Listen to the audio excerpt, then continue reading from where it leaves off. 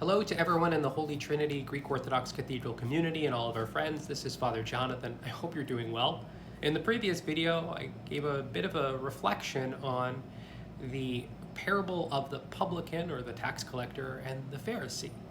And I did this as a means of helping us better conceptualize or visualize precisely what purity of heart is, and perhaps what it isn't, particularly in ways that we ourselves as Orthodox Christians might consider really good ways of being. That is, to practice our faith and to keep all of the traditions and customs and all of the teachings.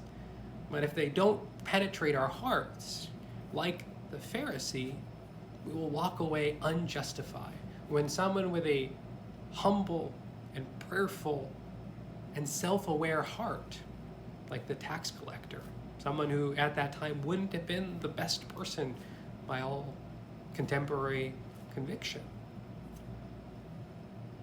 but yet he walked away justified, Christ says, because he was self-aware and entered into his heart recognizing the impurity there and asked for God's mercy to heal his heart.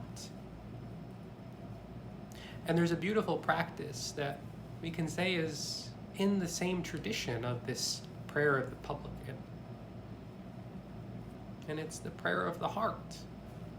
And we've talked about it before, but it's the prayer, Lord Jesus Christ, Son of God, have mercy on me, the sinner.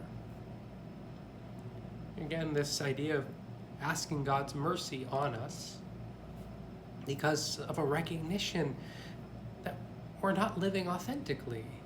The core of our being, our hearts are somehow not pure, not as they should be, not fully oriented towards God. But perhaps they're filled with malice or deceit. Perhaps they're jaded because of the circumstances of our lives. And so we have a practice, a beautiful practice, going back to almost the beginning of the Christian tradition of prayer of the heart, calling upon the Lord and entering into our hearts, allowing our nous, our intellect, to enter into our hearts where we will encounter God and begin to peel away all of those things that prevent us from truly encountering God, from seeing God.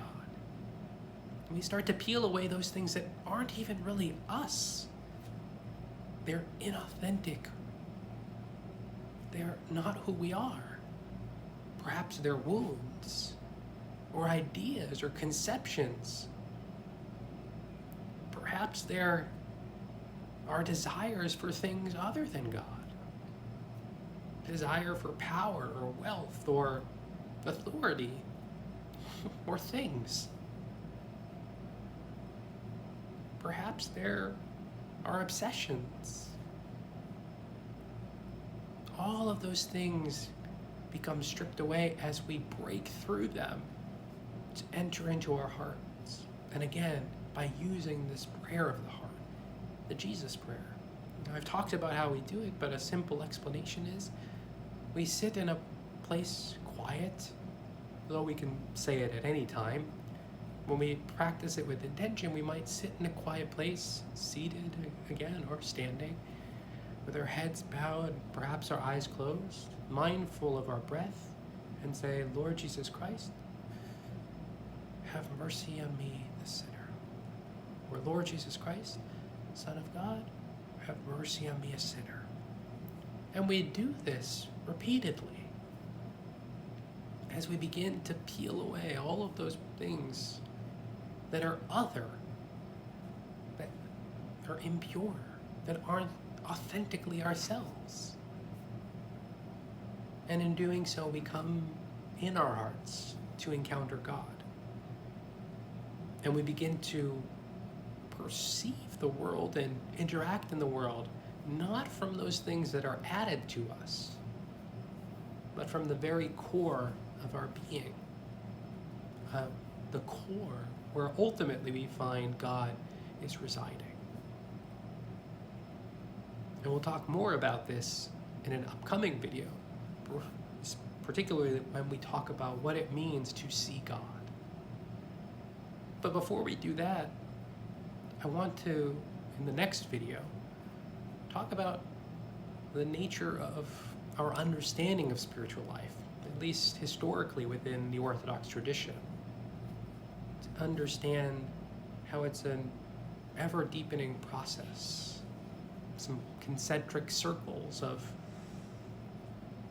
understanding and being and movement in the spiritual life. One that builds upon one step to the next, so that we may more authentically and fully be united to our God, tearing away all those things that prevent us from truly being in communion with Him.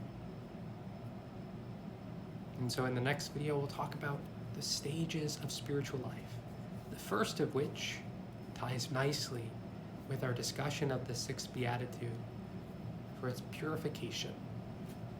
And from there, we'll go to illumination or theoria, and finally, deification or theology.